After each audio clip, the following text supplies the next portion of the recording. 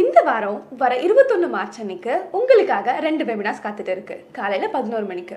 முதல் webinar FSFCயோட 1 year சீரீஸ்ல இருந்து episode 3 stay protected with emergency fund and insurance. ரெண்டாவது webinar driving into 2026 the global car industry at a cross road.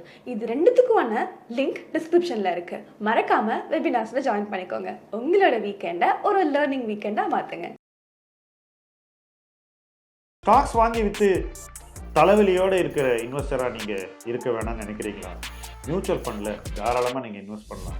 1 கோடி என்ற இலக்கை அடையலாம். சில ஆயிரம் சம்பாதிக்கக்கூடிய ஒரு முதலீட்டாளராக நீங்கள் இப்போ இருந்தாக்கணும். லட்சங்களை கடந்து 1 கோடியை நீங்கள் எட்ட முடியும். மைல்ஸ்டோன்ஸ் 12 அதற்கான ஒரு இடம் தான். அது உங்களுக்காக தான் உருவாக்கி இருக்கும். இந்த பிளாட்ஃபார்ம் மூலமாக நீங்கள் நிச்சயமாக 1 கோடி என்ற இலக்கை அடைய முடியும். ஒவ்வொரு மைல்களாக கடந்து 1 கோடி உங்களுக்கு வந்து சேரும். கீழே உள்ள ஃபார்மை ஃபில் பண்ணுங்க, M2W சேருங்க, நிம்மதியாக இன்வெஸ்ட் பண்ணுங்க. இன்னைக்கு நாம பேச போற தலைப்பு இந்த சேனலை பார்க்கக்கூடிய முக்காவாசி முதலீட்டாளர்களுக்கு ரொம்ப அத்தியாவசியமான ஒரு தலைப்பு. இன்ஃபேக்ட் இந்த சேனலை தொடர்ந்து பார்க்கக்கூடிய முதலீட்டாளர்களுக்கு இது முக்கியமான தலைப்புனாக்கா, இந்த சேனலை இது வரைக்கும் அதிகம் பார்க்காத முதலீட்டாளர்களுக்கு இது அதை விட முக்கியமான தலைப்பு. ஏன் தெரியுமா?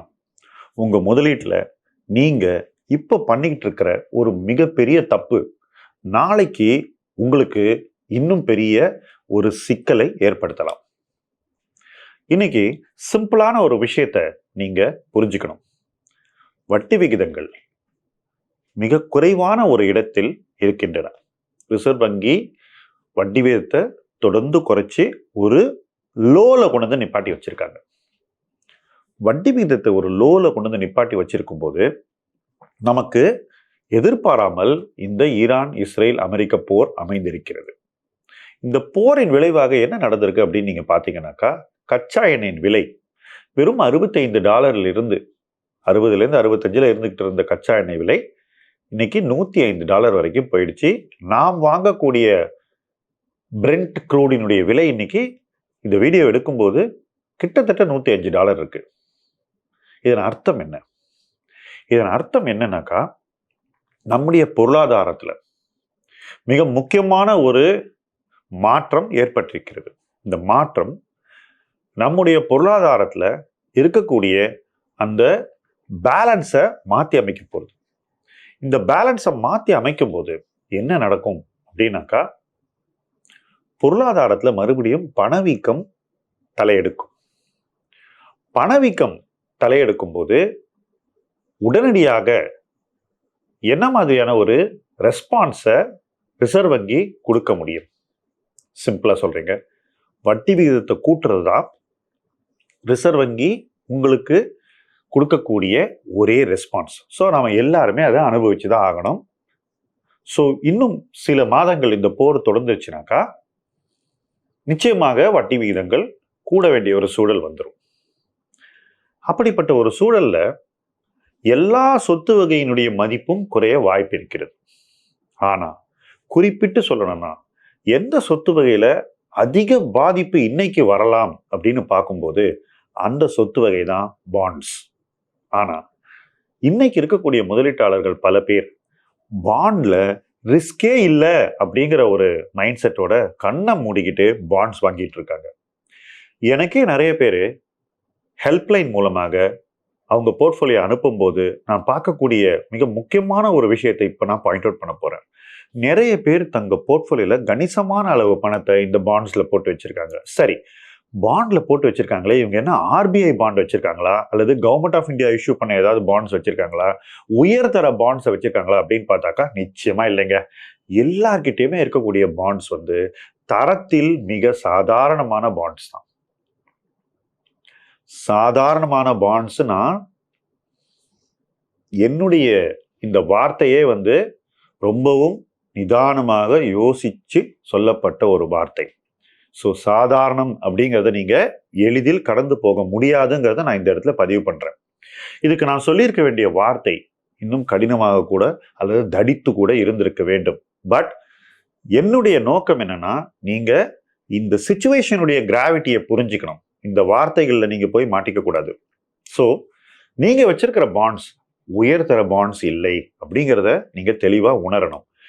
இப்படிப்பட்ட பாண்ட்ஸை போர்ட்ஃபோலியோல, அதாவது உங்களுடைய ஃபைனான்சியல் போர்ட்ஃபோலியோ கணிசமான அளவு இருக்கும்போது அதுவே உங்க போர்ட்ஃபோலியோவுக்கு ரிஸ்க் ஆகுது.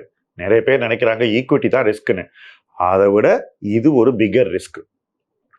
ஸோ இன்ட்ரெஸ்ட் ரேட் குறைவா இருக்கும்போது ஏன் எல்லாரும் பாண்ட்ஸை வெரைட்டி வாங்குறாங்கிற கேள்வி இன்னைக்கு எனக்கு வரலைங்க.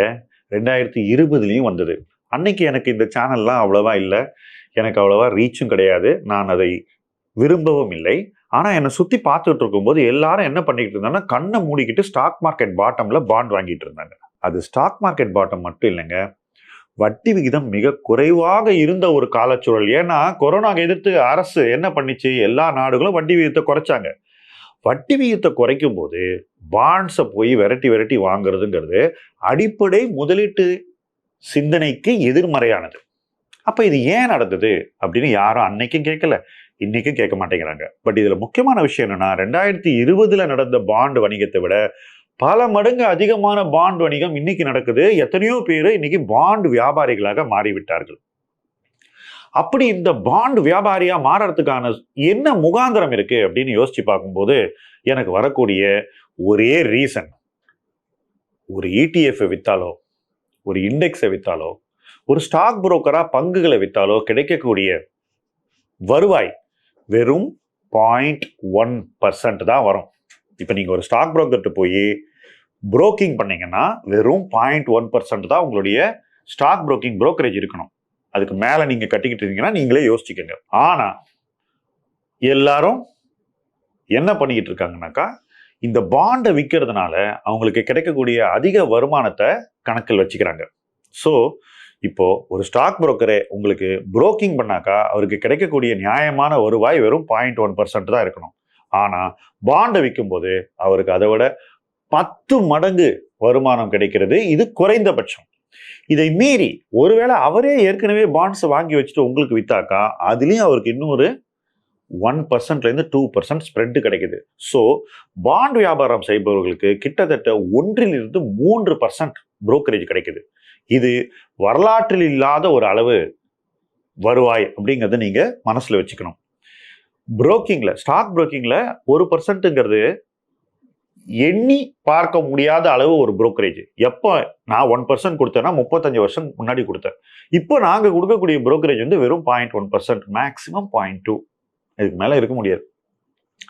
இப்படிப்பட்ட ஒரு சூழ்நிலையில பாண்ட் வியாபாரம் ஏன் இவ்வளவு கோலாகலமா நடக்குது, ஏன் எல்லா இன்வெஸ்டர் பணத்திலையும் பாதி பணத்துக்கு எல்லாரும் பாண்ட் வாங்க வைக்கிறாங்க, பாண்டை ஏன் சேஃப்னு சொல்லி மக்கள் மனதுல ஒரு ஆழமான தவறான நம்பிக்கையை விதைக்கிறாங்கனாக்கா அதுக்கு காரணம் பாண்ட் வியாபாரத்தில் இருக்கக்கூடிய இந்த வருமானம். இந்த வருமானத்துக்காக தான் எல்லார் மண்டையிலையும் பாண்டை நல்லா தேய்ச்சி விடுறாங்க. பட் இதுவரைக்கும் ஏன் இதை நம்ம இந்த அளவுக்கு ஹைலைட் பண்ணி சொல்லலை அப்படிங்கிறதுக்கு ஒரு ரீசன் இருக்கு. நம்முடைய வேலை மற்றவர்கள் செய்யக்கூடிய தொழில் முறைகளை பற்றி பேசுவது இல்லை அப்படிங்கிறது தான். நம்முடைய வேலை எப்போ அது இன்வெஸ்டர்ஸ்க்கு மிகப்பெரிய ரிஸ்க் ஆகுதோ அந்த நேரத்தில் அதை பற்றி சொல்றதுதான். இன்னைக்கு அப்படிப்பட்ட ஒரு சூழல், ஒரு அபாயகரமான சூழல் வந்திருக்கு அப்படின்னு தான் நான் நினைக்கிறேன். ஏன்னா எல்லாருடைய போர்ட்ஃபோலியோலையும் பார்த்தீங்கன்னா இந்த தரத்தில் குறைவான பாண்ட்ஸ் தான் உட்காந்துக்கிட்டு இருக்கு.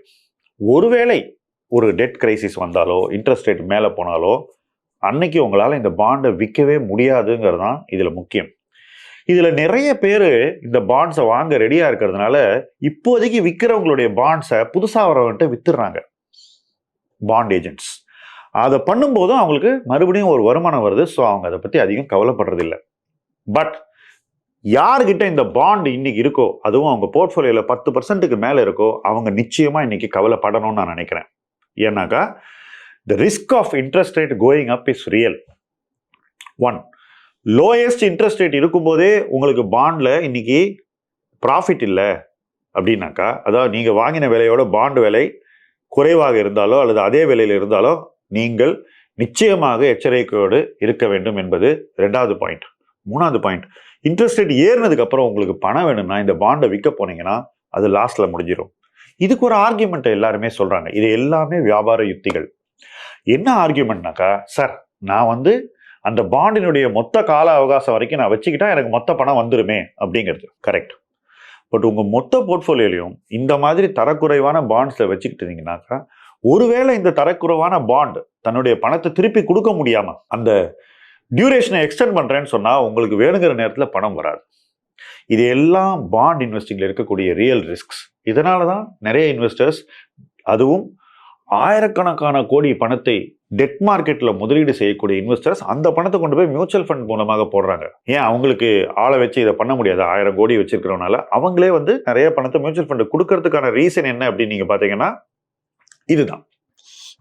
இது அவ்வளவு எளிதான விஷயம் இல்லை அப்படிங்கிறத பெரிய இன்வெஸ்டர்ஸ் புரிஞ்சு வச்சிருக்காங்க. ஆனா சின்ன இன்வெஸ்டர்ஸ் மைண்ட்ல ஆழமாக என்ன விதைக்கப்பட்டிருக்குன்னா, இதுல ஒன்றும் ரிஸ்கே கிடையாது, இதை வாங்கி வச்சுக்கிட்டா ஒன்றும் பிரச்சனை இல்லை, நமக்கு 9-12% ரிட்டர்ன் வந்துடும்.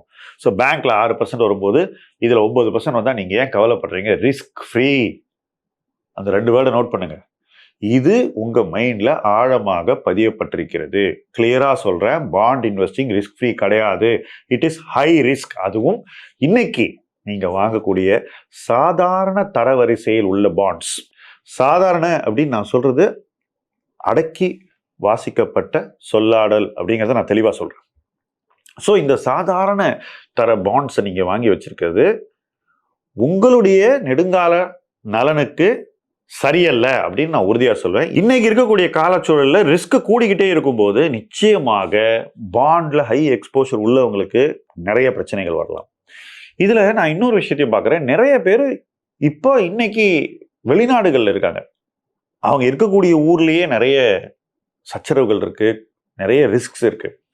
அந்த ரிஸ்க்ஸோட இந்த ரிஸ்க்கும் சேர்ந்துச்சுனாக்கா நிச்சயமாக அது பல மடங்கு அதிகமான ஒரு ரிஸ்க் அவங்க லைஃப்குள்ள கொண்டு வருது. அதை நினைக்கும் போதே எனக்கு கவலை அதிகமா இருக்கு. ஸோ இதுல முக்கியமான பாயிண்ட்ஸ் என்ன அப்படிங்கிறத சொல்லி முடிச்சிடுறேன். உங்களுடைய மொத்த அசெட் அலோகேஷன், அதாவது உங்கள்கிட்ட இருக்கிற equity, ETF, index, fixed deposit, bond, இது எல்லாம் டோட்டல் சேர்க்கும் போது 10 விழுக்காடுக்கு மேல உங்கள்கிட்ட பாண்ட் இருந்தாக்கா நிச்சயமா நீங்க அந்த பாண்ட்ஸை வித்துட்டு 10 விழுக்காடுக்கு குறைச்சிக்கணும். ஏன்னா இன்ட்ரெஸ்ட் ரேட் பாட்டம்ல இருக்கு. இன்ட்ரெஸ்ட் ரேட் கூடக்கூடிய அபாயம் கண்ணுக்கு எதிர தெரியுது. அது நடக்குதோ இல்லையோ நீங்க இன்னைக்கு உங்களை பாதுகாத்துக் கொள்வது நல்லது அப்படின்றதான் இந்த வீடியோ மூலமா நான் சொல்லக்கூடிய முக்கியமான மெசேஜ். 2வது, இன்னைக்கு பணத்தை இன்வெஸ்ட் பண்ண நினைக்கிறாங்க, பாண்ட்ஸ் பக்கம் போறதை தவிர்க்கணும் அப்படிங்கிறது அடுத்த கட்ட மெசேஜ். இன்னொன்னு, வரலாறு நமக்கு சொல்லி கொடுத்த சில பாடங்கள் இருக்கு. ஈக்விட்டியில எப்படி லாஸ் பண்ணிருக்காங்களோ அதே மாதிரி நிறைய பேர் பாண்ட்லயும் லாஸ் பண்ணிருக்காங்க. 2012, 13, 14 அந்த பீரியட்ல ஏன் இது நடந்தது அப்படின்னு நீங்க பாத்தீங்கன்னா, வட்டி விகிதத்தை ஒரே நாள்ல ரிசர்வ் வங்கி கூட்டியது 2012. அன்னைக்கு வேற வழி இல்லை. ஏன்னா எக்ஸ்சேஞ்ச் ரேட் சரிவை தடுப்பதற்காக, ரூபாயினுடைய மதிப்பை பாதுகாக்க ரிசர்வ் வங்கி அந்த அதிரடி நடவடிக்கை எடுத்தது. அப்படிப்பட்ட நடவடிக்கைகளை எடுக்க வேண்டிய ஒரு சூழ்நிலை வந்தால் அன்னைக்கு இந்த பாண்ட் எல்லாம் சின்ன பின்னமாயிடும். இதை நீங்கள் தெளிவாக புரிந்து கொள்ள வேண்டும். அதனாலதான் அசெட் அலோகேஷன் மூலமாக பாண்ட்ஸை குறைவா வச்சுக்கிட்டு நீங்க டிராவல் பண்ணீங்கன்னா இட் இஸ் பெட்டர். என்ன பொறுத்த வரைக்கும் இன்னைக்கு இருக்கக்கூடிய மார்க்கெட் கான்டெக்ட்ல பாண்டே தேவையில்லை. பட் அப்படியும் நீங்க பாண்ட்ஸ் மீது அதிக விருப்பமும் நாட்டமும் கொண்டு இருந்தால் 10%ல கேப் பண்ணுங்கன்றதான் என்னுடைய அட்வைஸ். 3வது, எப்பவுமே ஒரு முதலீட்டாளர் தான் வாங்கக்கூடிய ப்ராடக்ட்ஸ்ல மிஸ் செல்லிங் நடக்கிறதா அப்படிங்கிறத தானே தான் உணரணும், வேற யாரும் உணர்த்த மாட்டாங்க. இப்ப நான் எந்த குறிப்பிட்ட பாண்டை பத்தி நான் தப்பா இன்னைக்கு இந்த வீடியோல சொல்லலை. ஏன்னா அதை உணர வேண்டிய பொறுப்பு யார் அதை வாங்குகிறார்களோ அவர்களை சார்ந்தது. அதை சரியாக ரைட் செல்லிங் பண்ண வேண்டியது விற்பவர்களை சார்ந்தது. இந்த 2 பேருக்குள்ள நடக்கக்கூடிய இந்த பரிவர்த்தனைக்குள்ள நான் போகவே இல்லை.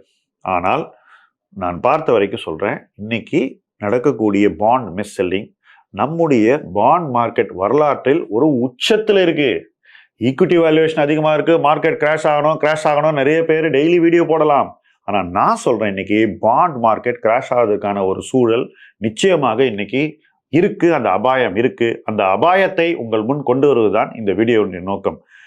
நீங்கள் சிந்தித்து நிதானமாக உங்களுடைய ரிஸ்கை எப்படி மேனேஜ் பண்ணும் அப்படின்னு ஒரு முடிவுக்கு நல்ல ஆலோசனைகளை பெற்று முடிவுகளை எடுங்கள். உங்ககிட்ட இந்த ப்ராடக்டை வித்தவங்கிட்டே போய் நீங்க கேட்கறது நிச்சயமாக உங்களுக்கு பயன் தராது என்பதை இந்த வீடியோவில் மிக முக்கியமான ஒரு கருத்தாக நான் பதிவு செய்கிறேன். Bond market is the most risky place today. It is more risky than equity market. கவனம் கொள்ளுங்கள். நிதானமாக செயல்படுங்கள். உங்களை பாதுகாத்துக் கொள்ளுங்கள். முதலீட்டு களம் உங்கள் களம். நன்றி.